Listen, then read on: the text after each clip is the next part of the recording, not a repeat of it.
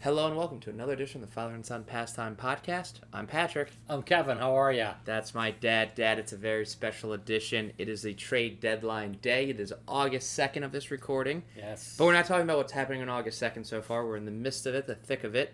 We want to talk a lot about yesterday, the day before the storm, the calm before the storm. It was very active, and a few trades that happened at the end of July as well.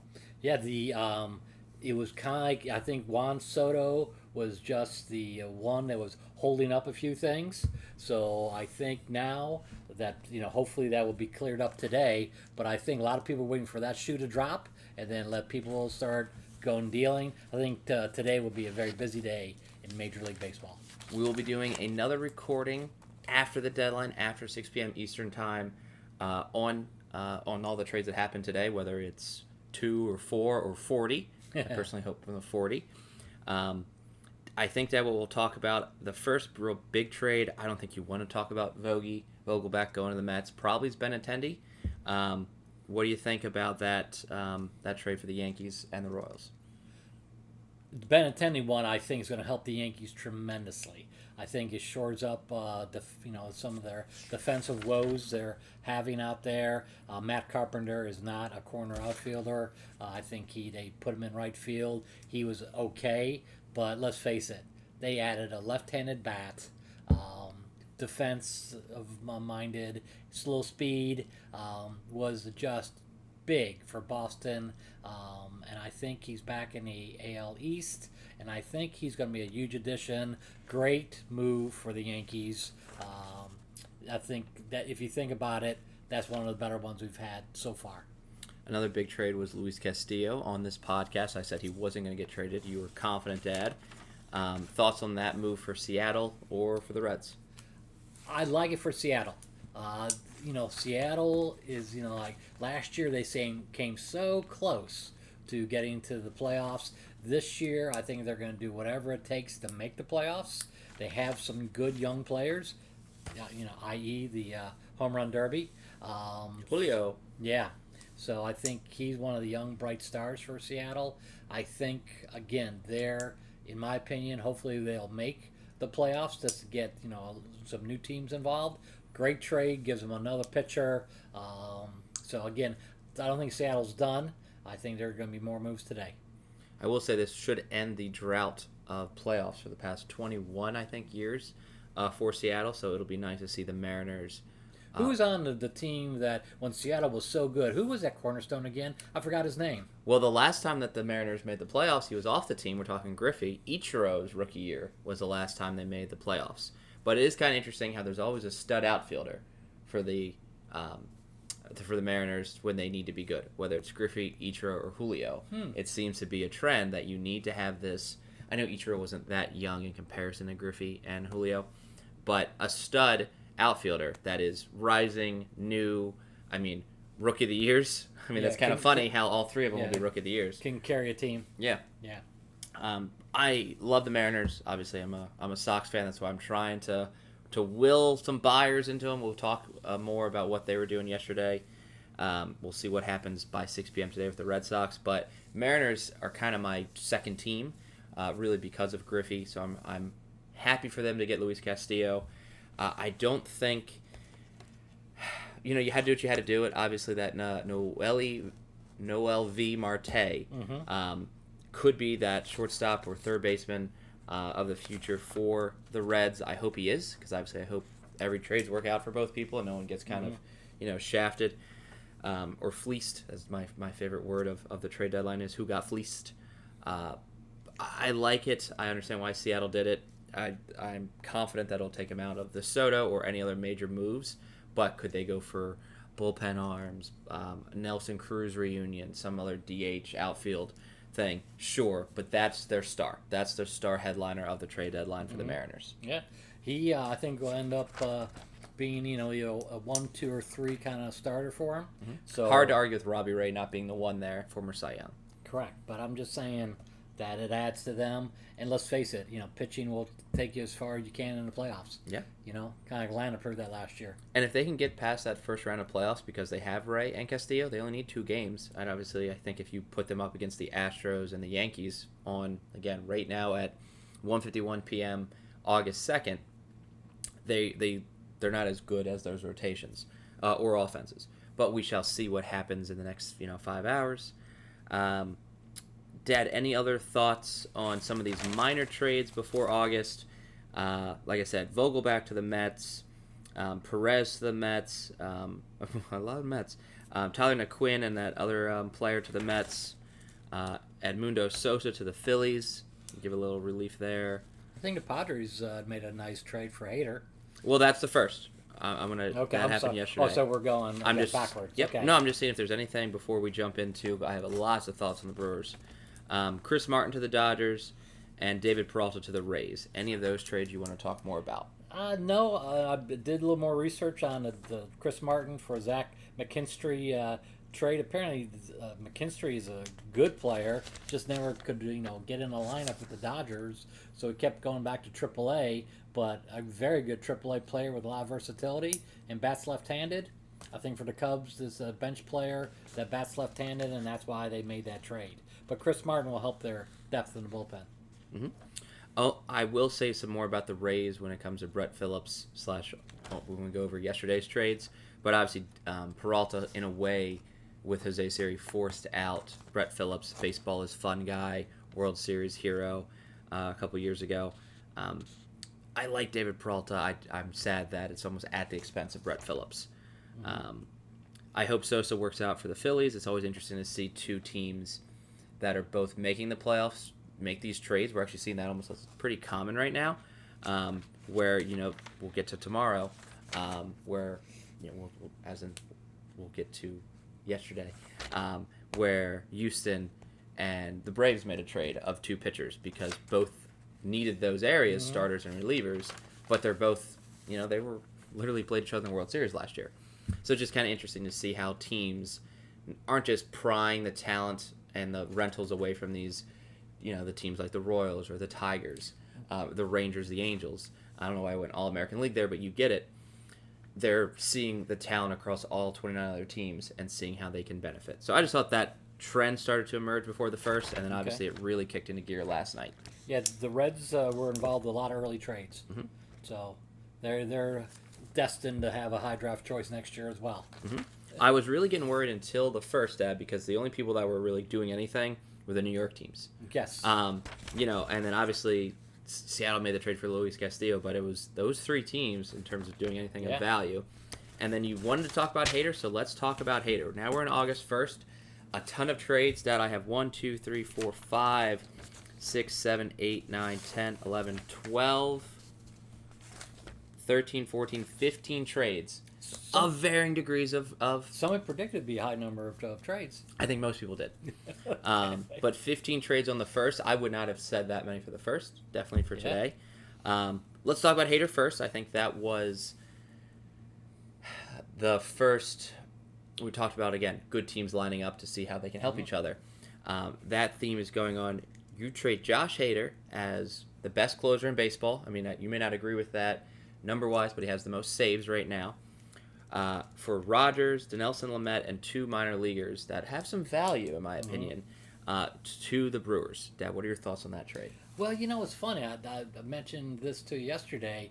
Hader's been on the block for like 2 or 3 years. So every time there's a trade deadline or even the off season, his name comes up. And you kind of wonder why, a left-handed power reliever is out there on the market when clearly, he's still in his probably late 20s, those type of things. But I just wonder why Milwaukee was so willing to put him on the block and they finally did trade him. Was there some other aspect of his baseball life that we don't know about that they were always seemed to be on the block? So if he is what he was, great trade for the Padres. And when a left-hander comes in throwing 98, that's big. But lately he's slipped a little bit, so I don't know if that's some of it as well. This trade really fascinated me because, again, this emergence of that theme of good trading with good is rare. So it caught my eye. For the fans at home, Josh Hader is from our area. He literally went to the high school across from mine.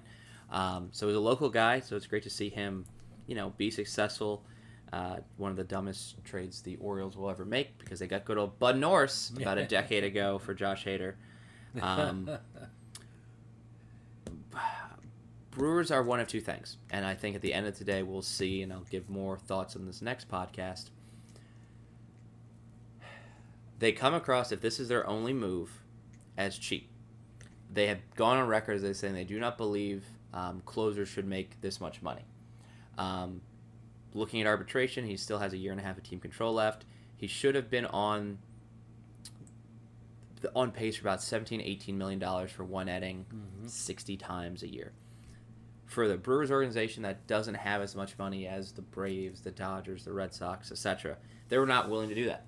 So I think that's why he's always been on the market, because obviously he was progressing.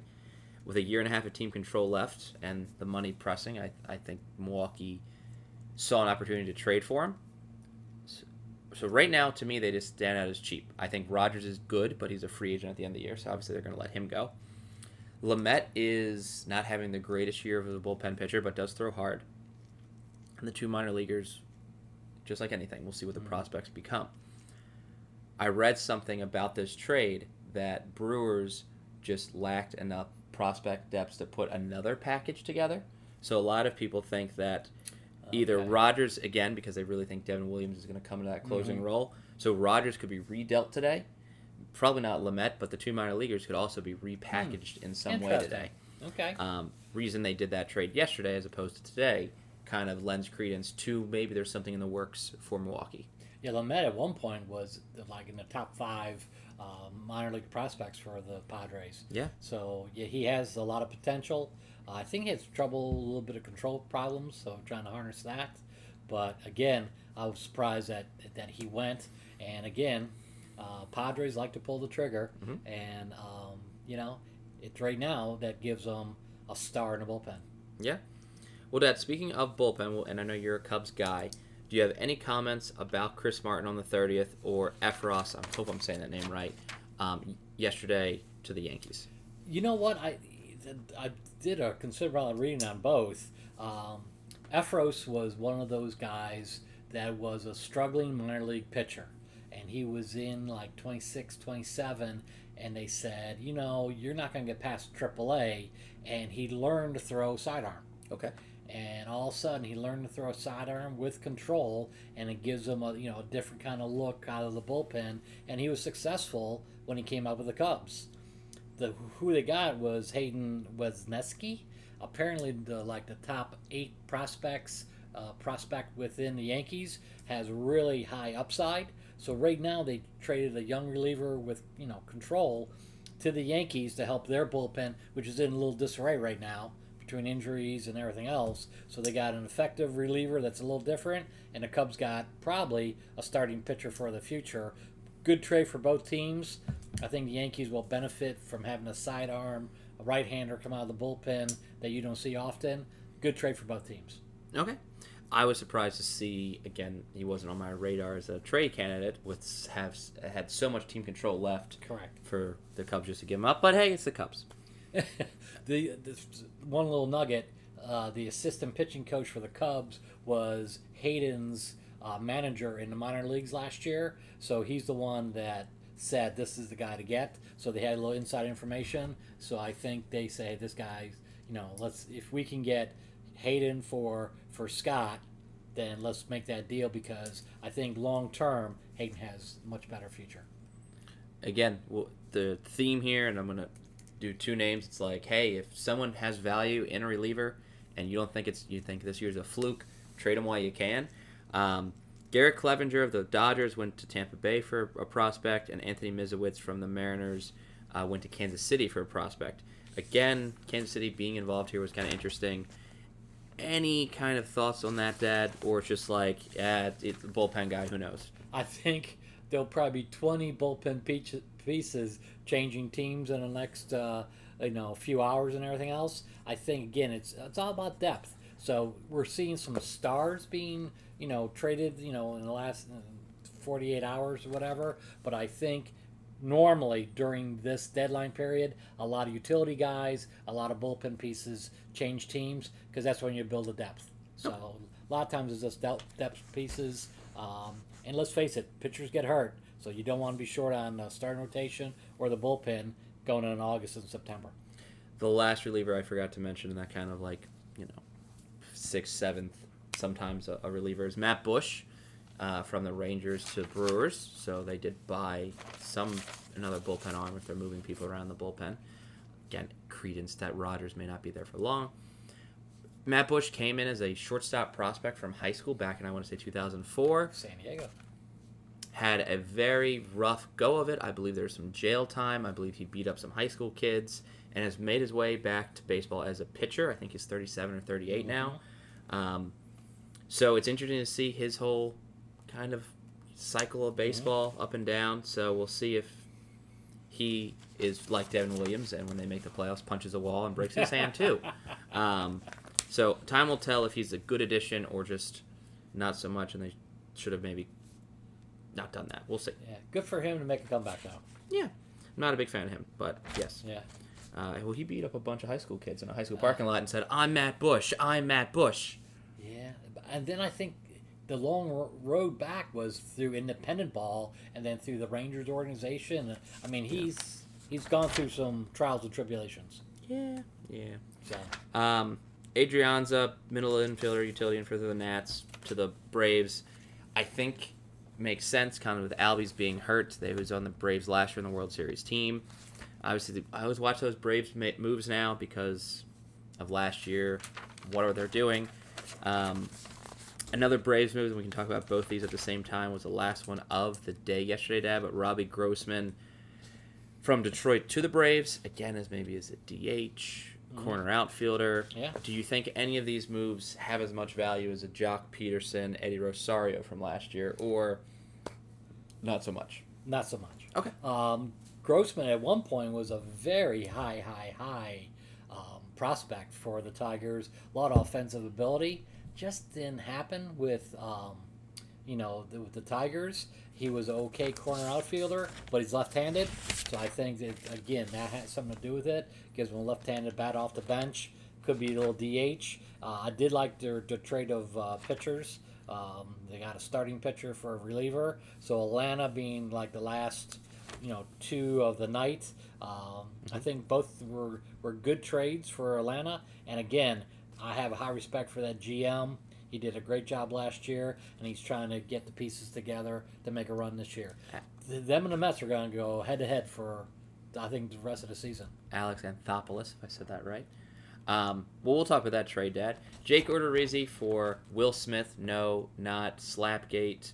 And no, not the catcher from the Dodgers. A different third Will Smith, a nice reliever for the Braves, World Series champion, is switching teams with, the World Series runners-up, I guess, of last year with the Astros. I like this move for both sides.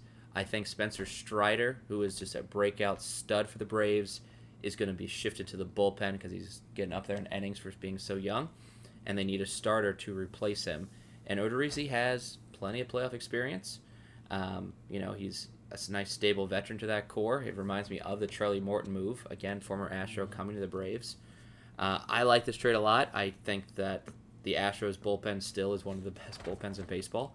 And they had a rare thing of excess starting pitching. And strength for strength.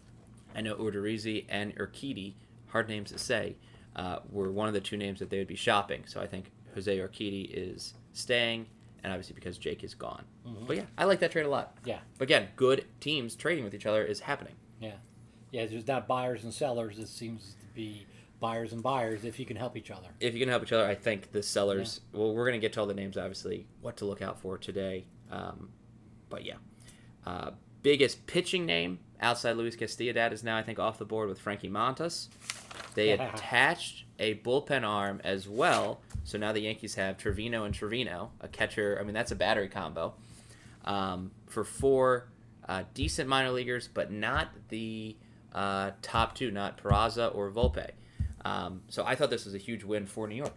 If you think of a team that's won the trading deadline up to this point, it's been the Yankees. Wow, it's a big statement. Yeah, and I think the trades that they made to fortify their team I think it's good. Again, they have a great minor league system, and the teams that have really deep minor league systems, you can take, 5, 6 out of their top 30, prospects, and still not make a dent into the system. That's what the Yankees have done. They're very good with the international draft. So the Yankees, each year they deal their prospects, but it builds that ball club. So I think they've made, the 3 trades that I can see they've made before today have all been great. So good for the Yankees. Again, we're talking 1-2 punches with Ray and Castillo in Seattle. It will be Cole and Montas for the Yankees. Great DS matchup. When it comes down to it, I would love to see Seattle face the Yankees because obviously Seattle just went through Houston and did not fare well. I believe they got swept. So I think Seattle Yankees match up a little bit better for a fan point of view. If you're obviously a Yankee fan, you don't want to probably play them. But I think the Astros are obviously going to be the ALCS. They're in it. Yankees, obviously, who I think should probably make it. But a Mariners, Yankees ALDS will be really fun to watch. How many victories do you think the Yankees will get this year? Well over 100. Oh, I'm thinking it might be 115. We'll see. So, yeah. But great trade for the Yankees. Yeah. And then, fun fact that I don't know if you saw this about the Lou Trevino edition. His numbers specifically against the Astros are his best. His ERA in general doesn't look all that great, doesn't look all that hot, looks very replaceable average. But when he plays the Astros, Altuve can't hit him, Bregman can't hit him, Gurriel can't hit him. I don't know why, but I guarantee you they saw that stat and they said, when it comes to the 6th inning in that ALCS, Lou Trevino is going to get called in. Good research. Thanks to other people for doing that research. I just saw it. Dad, let's talk about our first 3-way trade. And the only one so far. I have a lot of opinions about this because obviously it's Oriole related. Trey Mancini, fan favorite, cancer survivor, best friend of Mo Gaba, gets traded to the Astros. You could obviously say, hey, good for you. You're going to be probably in the ALCS, if not the World Series this year. You never have been in big games like that before. Tampa Bay suddenly gets involved and says, we want a piece of this trade. Hey, Houston, we want Jose Siri because Kevin Kiermaier's out for the year. And we'll send you a minor leaguer for Siri. We'll send a minor leaguer to Baltimore. And then the Houston Astros also sent a minor leaguer to Baltimore. The kicker, the guy they got from Houston, is about to have Tommy John surgery and is going to be out for the next year and a half. I thought this trade was an absolute terrible trade for the Orioles. I can go in if you want me to. Go for it, baby. Mancini was probably going to opt out. Maybe he was, maybe he wasn't. Let him play the rest of the year. Let him be the best friend to all those young players that have grown to love and adore him. I don't know if you saw this. Once he got traded, grown men and other professional ball players were asking him, Trey Mancini, to sign their jersey, and Anthony Santander was hugging the jersey he got from Trey Mancini like a little kid. What was a fun ball club, what was a fun clubhouse, is now losing its leader. And wanted to stay in Baltimore. He did not want to get traded. The Orioles, if they got back a top-tier person, a ready starter, even though this trade didn't make sense, I saw Trey Mancini get proposed to for Jose Urquidy straight up. That would be a great trade for the Orioles, who've always lacked good starting pitching. And obviously, it didn't happen. So, hey, don't want to give us Urquidy. How about a guy that's never going to pitch again, probably, with 16 months off of throwing because of Tommy John? No offense to that player, but it's possible.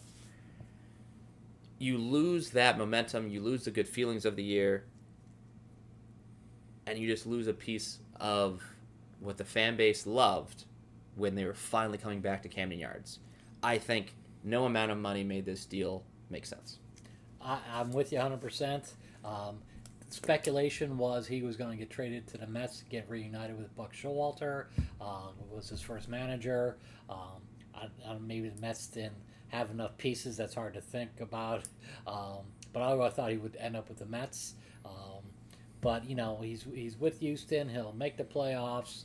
It's going to be a good experience for Trey. You wish him the best, but you're talking about somebody that was with the club when they were losing 110 games a year repeatedly and still wanted to stay in Baltimore and see them take the corner. They did take the corner, and they deal them. Tough day for Trey, tough day for the Orioles. I think you're right on. They could have got, I think, a better package. We'll see what happens, but again, I thought they would get more for him. But again, they lost a lot from that club when he walked away. In addition to that, I know it's not at the Mancini level, but Brett Phillips gets DFA'd, designated for assignment from Tampa Bay out of this to make room for Jose Siri. They just had a Brett Phillips replica jersey night at Tampa Bay, obviously to like 1,500 senior citizens. But they had a giveaway nonetheless of Brett Phillips. That was a really good one. Thank you. So really, two fan favorites get ousted out of two fan bases, both in the AL East. Brett Phillips should be on a new team by the end of today because he's just fun for a Red clubhouse. Sox are after him. Sure, whatever. Who doesn't want Brett Phillips right now? But yeah, this was just a weird trade to me. It was weird because three teams were involved. The poor package in exchange for a talented player. I think first trade that I didn't like of the deadline. Let's get into the Red Sox, Dad. Anything more about Mancini or the Orioles? No, I just think I think if you read the different baseball magazines out there right now, Baltimore is the team that's being talked about the most in Baltimore in baseball for their turnaround. If you look at their AAA team and everything else, they got some real studs coming up. Baltimore may be pretty good in the near future. So it's a long time coming.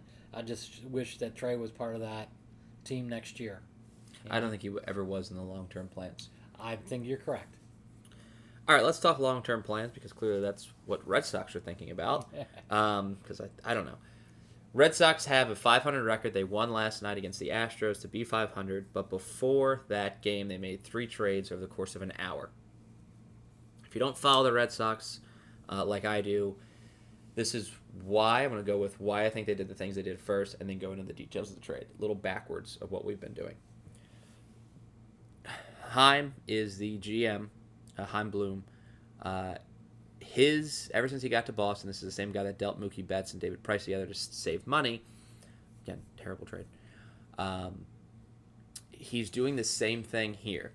For whatever reason, he's one of the few GMs in baseball that treats the salary tax threshold as a cap, as like a true cap. And if they acquired any talent, I mean, like for example, Tommy Pham, who they got, they'd be over that tax threshold. And the Red Sox just do not seem willing to pay that tax. They're not buyers. They're not sellers as of today at 2 p.m. They get rid of Jake Diekman, who was making a good amount of money, I guess, for a bullpen pitcher, and Christian Vasquez, who was, again, making a pretty good amount of money for a catcher. Homegrown guy. I love Christian Vasquez.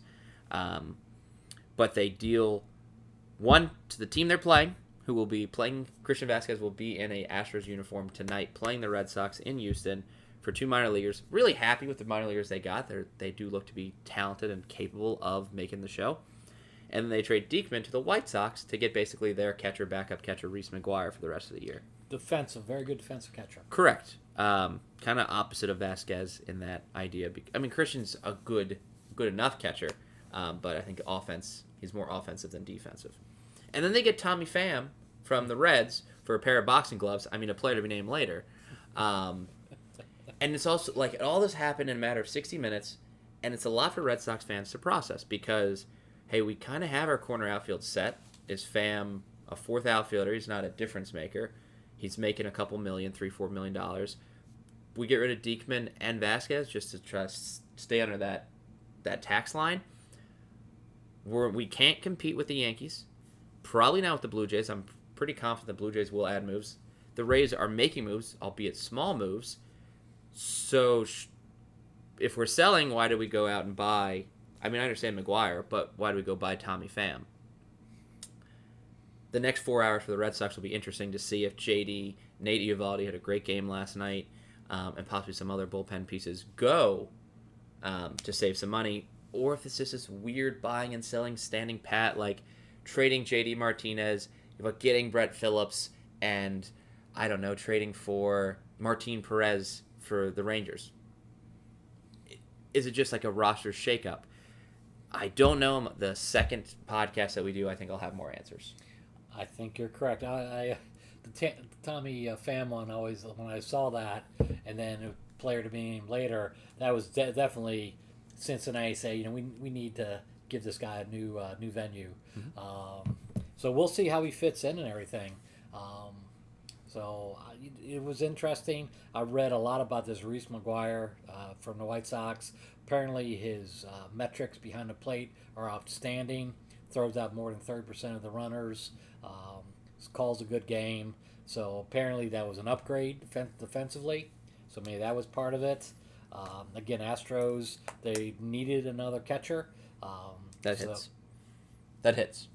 Defensively, they got Martin. Correct. And that takes them out of the Contreras sweepstakes. Mm-hmm. So again, Vasquez was probably plan B because probably the Cubs are maybe asking too much for Contreras. So again, Astros are filling in their little spots to make them a force in October, and you can see exactly what they're doing, and they're smart ball club. So I was shocked with some of those moves as well, but we'll see. The offseason for the Red Sox should be very interesting.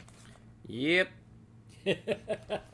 Another, I guess, bullpen arm I forgot to mention because he used to be a starter was Luke Weaver out of the Diamondbacks, is now a Kansas City Royal. We'll see what the Royals do to him, but again, the Royals have acquired Anthony Mizowitz and Luke Weaver as possible bullpen pieces. There was rumors as of this morning, and we're not trying to get into today, that they're trading like Stalmont and Barlow. So this just could be replacement players for some of their pitchers that they're going to also deal in the next 4 hours. So just one little note about Weaver there. Yeah. Dad, the last one is Pittsburgh and Cardinals. Before we get into this trade, this won't wrap up the episode, we'll also talk about who's still left out there, who's the names to look forward to besides Soto, for example, for the next 4 hours. But Dad, I'm sad. Very happy for the Cardinals. Again, I like to see them do well, and this is that final hurrah of Pujols and Molina and Wainwright. But my lawyer friend, Chris Stratton, and David Bednar, the lovely law firm of Stratton and Bednar. Chris Stratton is now a Cardinal, along with really the star of the trade, Jose Quintana. Good pickup for the Cardinals. I don't think they gave up too much for either player. I think Stratton was more thrown in because of salary relief for the Pirates, because it was a really good trade. Just alone for Quintana for the two minor leaguers, let alone an additional bullpen arm to a less than stellar bullpen this year for the Cardinals. I think the Cardinals, that was a great trade for the Cardinals. Yeah. So it picks up a left-handed starter that has had success this year. His career's bounced all over the place, but it seems he was in a good place with the Pirates. He goes to St. Louis with a better defense, bigger ballpark. I think he'll do well with the Cardinals. So I think that's been one of the top 3 or 4 trades so far in baseball. This is exactly what they did last deadline with John Lester as a lefty. Although Quintana probably can go a couple more innings than Lester could just because he's younger. But yeah, great pickup for the Cardinals. Dad, anything else about yesterday's August 1st trades before we kind of get into speculation? Did we talk about the Mets trades with the? That was we did. That was early. Okay. Mid-July. Yeah, I think we in my sheet we covered all the trades. Okay, awesome. Yeah. That I think. Obviously, we'll be transparent with our viewers at home. We know about the Soto trade that's happened. We'll cover it in our next episode. So this obviously could make our answer to this question biased. What team sells the most in the next 4 or 5 hours, and what team buys the most? Easy. Cubs will be the most sellers. Okay. They'll probably go at least 5 trades. And then I think as far as the people picking up the pieces and adding everything, I'm thinking it's going to be between the Dodgers and the Mets. Wow. Okay. I'm excited to see both those things happen. Do you think these 3 teams, let's go Red Sox, White Sox, and Giants, give me if they're buyers or sellers? Sellers. All 3? Yes. I say White Sox buy. After knowing what I know about Soto to the Padres, I think the Giants sell. I think the Red Sox buy, and I actually think it's a mistake. I'm going to put that on record, and we'll see in the next 4 hours. Names to think about that as we move forward. Obviously, Wilson Contreras. Yeah, that's a huge name. Big. We would have said Juan Soto, but again, we kind of know those things. We would have said Josh Bell, but we kind of know those things. Contreras is big. Ian Happ, Michael Taylor, I think are names worth mentioning. Noah Syndergaard for pitchers. Yeah. Did Angels make a boo-boo, or did they make a boo-boo? They're going to trade him. So, right, yeah. But I mean, think of the investment, they put out in the offseason, didn't pan out, and now they're going to, try to get something for him. Mm-hmm. You would think they'd try to give him another year. Yep. Apparently not. We'll watch the Martin Perez if he gets traded or gets an extension with the Rangers. Joey Gallo, in my mind, is good as gone, but what does he get back? I was going to say the same thing. Gatorade cooler, pack of bubble gum, something like that. And by the way, Joey Gallo's been really good about this. Baseball cards and bubble gum, or just bubble gum? No baseball cards and no trade. A lot of bullpen pizzas. I think David Robertson's the top of that list. That would interest people. I think Michael Givens is up there too. Yeah. Are you excited, Dad? Any kind of last crazy predictions? Any of the teams that you want to say, like, watch for the Mariners, they're going to make another big splash, or something like that? I'm looking at the Blue Jays to be very active today, because right now they said they see what's in front of them, and if they're, everyone thought they were going to make the playoffs, and they've been kind of sitting idle, so all of a sudden their GM has to say, you know what, we got to kick it in gear. And they fired their manager for reasons I really don't know. And try to get new blood and all that stuff. It seems that team just hasn't got started to get on a roll. They got all that talent. Is today the day that the Blue Jays say, we're going to go for it? And I think the Dodgers are going to be, active as well. But I think the team that may make the biggest blockbuster is the Mets, because right now they're in competition with the Yankees for New York's, headlines and, in the media and everything else. I think those are the teams to watch, and I'm thinking between now and 6 p.m. is going to be a lot of fun for everybody who's a baseball fan. Enjoy the next 4 hours, everybody. I'm going to try to upload this as fast as I can, so it might be like 3 hours by the time I upload this. My player to watch, obviously we mentioned the 3 teams, are they going to be buyers or sellers? If the Giants sell, watch where Jock Peterson goes, because it'll be his 3rd World Series. Dodgers, Braves, and wherever Jock Peterson ends up this trade deadline. That's my little fun storyline to watch out for. We'll post another one later tonight. This has been fun. Enjoy the deadline. Best day of baseball.